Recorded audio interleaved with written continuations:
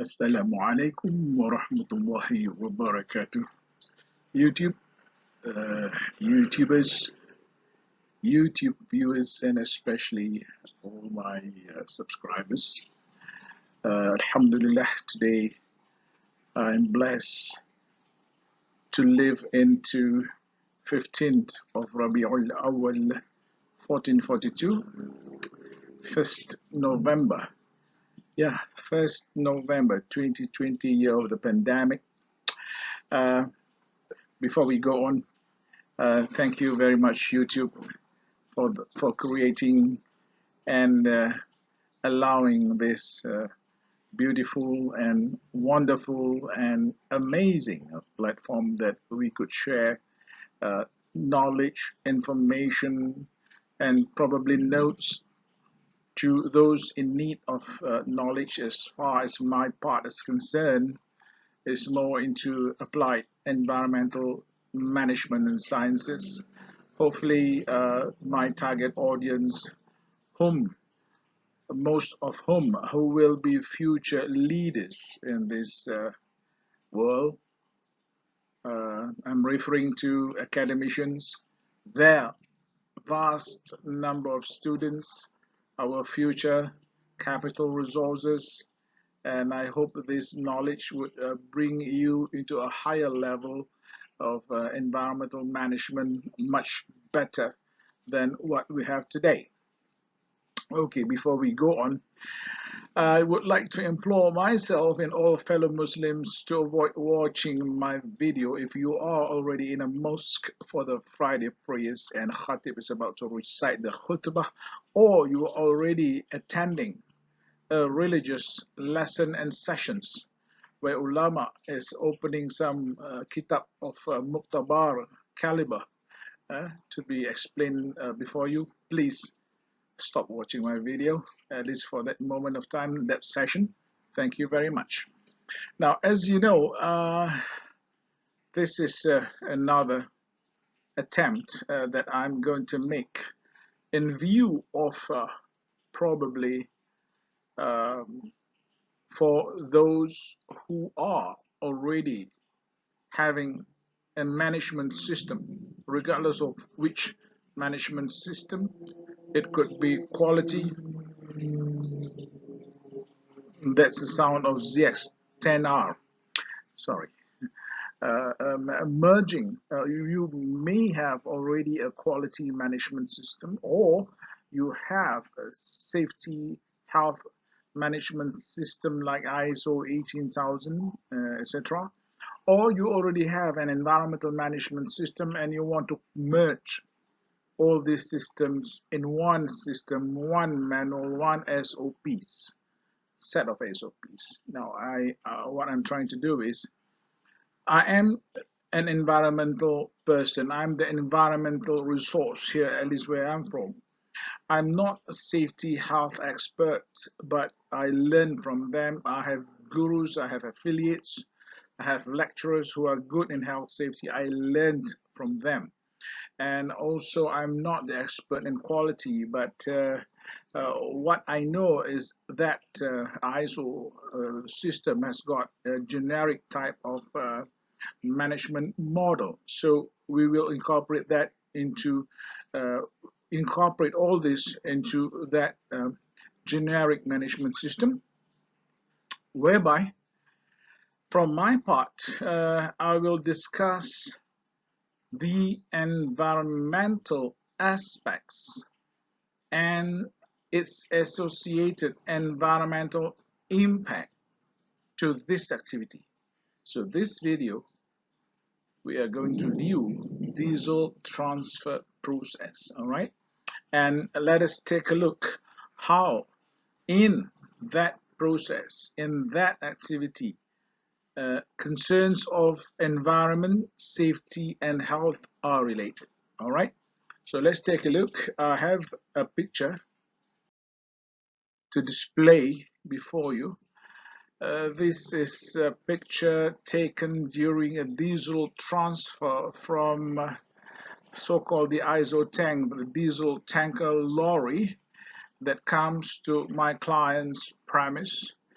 And during this audit, I was able to witness the transfer of diesel from this lorry to a nearby diesel skip tank, which is of course bonded to avoid any spillage from entering the waterway. But if you look at this picture, do you see do you see this? What does it mean? If there is any spillage here at the connector or joint or flanges or coupling, depending on the type that's been used, what would you think would be the immediate environmental impact? Okay, we'll come to that shortly. Now, for the time being, we are going to discuss that actually in the form of diesel spillage. This is the transfer process. There is high potential that diesel can be spilled. It could be a worst case scenario, which happened before, whereby we have got lots of diesel being spilled due to a vast broken, severely broken flanges. It just get disconnected. It flows out before somebody was able to shut down this open valve over here. There's a valve that you can open and close. So when diesel is being transferred, the valve is open. But it takes some time to get there, at least a few seconds. And within that few seconds, could you imagine the pressure of diesel that comes out is enough to wet the entire area? So that's the scenario of our discussion. Diesel spillage. What would be the potential impact to the environment? We'll take a look at this direction. So is the impact to the environment, as you know, soil contamination. But let us associate diesel spillage as an environmental aspect. How does it concern safety? So the nature, I'm not the expert in safety, all right? So I believe as health safety people understand hierarchy very well. So safety has identified potential hazard of diesel, whereby it is an inflammable liquid. It can catch fire. Okay, so when that happens, or other than that, is diesel fumes. Remember, diesel, volatile organic carbon or volatile hydrocarbon, and there you are. The hazard is suspended hose. People can walk around and trip and fall. So all these potential hazard, in summary, would bring you to the potential risk over here, which is people could fall.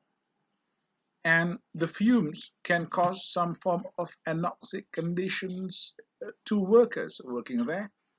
And the inflammability of diesel can invite fire, can cause fire. And when all this happen, the injured person would then give an effect to, for fire cases, you get smoke, fumes into the air. Okay, that is an environmental impact, air pollution, fire, explosion itself, heat, it is damaging properties and environment. It falls into the drain, the entire drain can be filled up with all these remnants. And people who are not in good health when they work, they can cause an impact to the environment by virtue of making mistakes, or they might vomit and causes some environmental impact over here. Of course, it sounds minor, but it is still an environmental impact. It goes vice versa. The diesel spillage can cause health problem because the fact that the diesel spill has a potential hazard, which is fumes.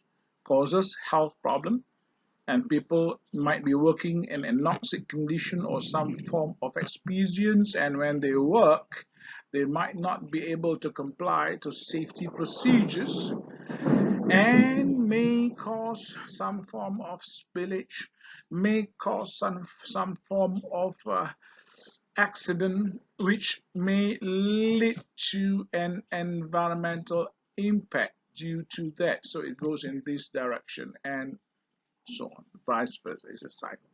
Okay, so that is how, in a layman term, from a person who is not an expert in health safety like me, have related this environment, safety, and health in that manner. And if you are the expert in safety and health, I am sure you are able to have a more vivid, much more technical, scientific relationship, because we don't intend to go into details of the science, because my purpose of having this video is to nurture the understanding, especially to students and help academicians in their work. Okay, so we will look now into the environmental management segment. Remember, we are talking about one environmental aspect of our prime concern right now is diesel spillage. Nonetheless, if you're not comfortable with the term diesel spillage, we can use spilled diesel, okay, for the environmental aspect here. Okay, let's take a look at this activity and determine what are the input and output as far as diesel is concerned. Diesel comes in with this lorry, the tanker, that brings in diesel for the transfer activity. So diesel, fresh diesel, you may call it that way, is the input this way. Okay, all right, but then there is spillage. So spillage is the output aspects of this particular activity. You got it? And what impact to the environment does this diesel spill causes? That we got to look at the life cycle, from the life cycle perspective of diesel. And in this case, since it is an output aspect, we would view towards the downstream of the life cycle perspective of diesel over here, whereby there is spillage. And spillage like this would definitely cause issues like water pollution, okay? And also, of course, before it gets into the waterway over here, before it becomes a surface runoff and fall into that manhole, diesel has got vapor pressure and it emits fumes, diesel fumes, and that would cause another situation. Maybe I should use yellow. Another situation, which is air pollution. There you are. Got it? So before it gets into water pollution, it has emits the volatile components of diesel due to the atmospheric pressure and also the heat of the ambience in the area. There is a molecular expansion, and that causes vapor pressure and causes diesel vapor to be emitted into the air and becomes air pollutant, thus causes air pollution. On top of that, some other remnants of the diesel may remain on the ground and shall cause some form of soil contamination. So that is diesel spillage. environmental impact viewed from its life cycle perspective downstream. Now, there's another diesel over here, which is actually uh, fresh diesel, the diesel incoming. And this diesel is an input aspect. So as an input aspect, if we were to look at the life cycle perspective, we are going to view them from the so-called upstream of the life cycle perspective of diesel, which is coming from the oil refinery. There's upstream. And upstream from that is a crude oil. Upstream from that is coming from the oil rigs. Upstream from that is coming from the bedrock of the oil drilling work. Okay? And it comes from the fossil bedrock. That is natural resources. And the more demand for diesel, upstream, right? The more demand for diesel, meaning in environmental terms, popularly believed will cause some form of resource depletion. Resources are getting limited. These resources renewed rate does not what they call tally with the rate that it is being extracted. So the account, literally the account of that diesel or fuel reserve is minus. Okay. Well, I'm not trying to do environmental accounting. Is That's another topic. And on top of that, as an ecologist, we would view that this natural structure where fossil fuel is stored is being bored and being drilled and causes some form of cavity uh, in the bedrock structure, which is of course substituted or replenished with drilling mud, actually mud, which has been, after they've got the crude oil, the mud would be transferred back into these cavities. But the geological damage is done, and apparently it is permanent. We don't see any recovery theory about that at all, and we have not seen any reports of any form of geological recovery. So it is geological damage on top of that. Okay. Now these connectors are metal in structure, and for the diesel transfer, you got broken connector or flanges or even valves. It could be butterfly valves, it could be piston valves or screw valves, depending on the pressure. And these are all materials. But when we talk about the broken connector, we should be looking into replacement. So there is something wrong here.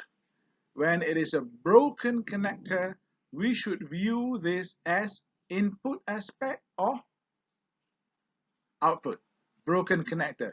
If it's a broken connector, it is output. Therefore, for the purpose of this discussion, there's a typo error there. Let us remove the word broken, then it is correct. Okay? Fresh connector, new connector replacing the old connector, they come in as input aspects. Okay, they come in as input aspect.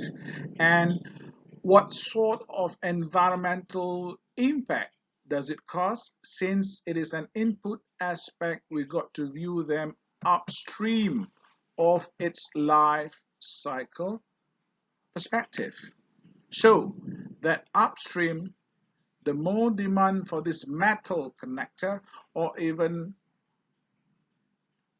polymer, synthetic fiber, These are all crude oil origin and shall cause, as you know, similar to diesel, resource depletion and geological damage to the environment. That is the environmental impact. Okay? Okay, some of you might be interested to talk about the what they call broken connector. So if it is a broken connector as an aspect that we are going to discuss, then please remember, broken connector is an output environmental aspect. It's just for discussion. It's not displayed here because it's written there, this connector. The discussion was, it was a typo error. So if it's a broken connector, if the connector is metal, as an output aspect, we will look at its downstream life cycle. Therefore, downstream, what happens to the broken connector? It gets into the garbage bin and perhaps being recycled. Okay? Being recycled and reused, and eventually, after the end of its metal integrity, it cannot be reused. What happened? It will be dumped in the dumping ground and causes, well, perhaps a sanitary landfill, and causes what happened? Soil contamination of that particular dumping ground. That will be the environmental aspects for broken or used or discarded or waste connector. Got it? Okay, let's take a look at risk now. Please remember, we are talking about risk related to environmental management of the diesel transfer. Now, spillage in this case has got legal liability as far as Malaysia is concerned. There is a prohibition on the contamination of the soil. If you're interested, you may look at Section 24 of the Environmental Quality Act. There's a penalty there. Okay, that's one legal liability. If you do clean up of the spilled diesel, those remnants, those dirt on the ground is being collected together or which has been contaminated with the diesel spill, those will be under Malaysian law scheduled waste. Okay, please check it out.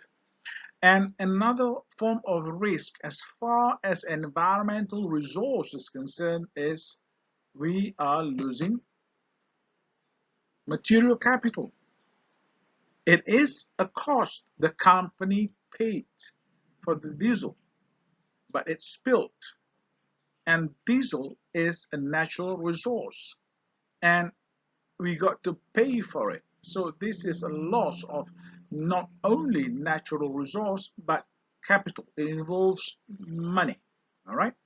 On top of that, there is a risk of residual fumes or volatile organics that may have, despite the cleanup, if it's not properly clean, or while the cleanup is underway, all these volatile fumes is already in the air and being inhaled by somebody and would have caused air pollution and gets into the atmosphere, at least suspended in that region until we have rain perhaps or dew. It will become emission back onto the ground and causing soil contamination. That is another risk of due to a fugitive volatile organic carbon. So would it come with opportunity to improve? Indeed it does. Let's take a look at opportunity. What can we do? Well, in this kind of transfer, if there is evidence of past incident record of such diesel spill, then I think the most immediate Preventive measure is to have some form of spill containment, a tray at the bottom, directly at the bottom of these flanges. But how big the tray is still subjective depending on how the spill is. If it is a burst of diesel, no tray is going to help. Okay, so for that case, it is better for us to have improved flanges integrity by having very good maintenance of the system, and perhaps we can improve using techniques that can be improvised to ensure the transfer of diesel is much more secure. Engineers, designers can think of something like, I remember International Maritime Organization, we have got now, the ballast tank and all this load on top technique, which helps, all right? And we got reception facilities, which helps. But for a small scale like this, a lorry, then we got to improve systems and attention be paid there. Definitely, I am sure there is a better way to transfer diesel from this tank without high, without substantial risk of spillage. The word risk again. Well, in environmental management, we do have risk, as you know, but this is how we handle environmental management for diesel transfer, apart from its cousin safety and health, which has which have established potential hazard and potential risk towards human worker. So for the environment, it's a lot more into ecological studies, and of course, buildings and all these drainage are part of environmental concerns. There you are. That's the best I could do. I'm trying my best to keep the video short, okay, so that it's easier for you to access and handle. So again, thank you very much for your attention, for your time. As a Muslim, I wish everybody in bahasa semoga dikurniakan apa yang dihajat, dipohon dan dicita-cita, dipelihara daripada bala, bencana, musibah serta maksiat, penyakit, dan dikurniakan kesenangan, keselamatan, kesejahteraan, kebahagiaan dan kejayaan kehidupan di dunia dan di akhirat. If you want to translate in English, you're welcome. Get the netizen to do it for you. I'm used to it in Malay. So thank you very much, YouTube. Thank you, subscribers, viewers. And until we meet in the next video, inshallah, I wish everybody Assalamu alaikum wa rahmatullahi wa barakatuh.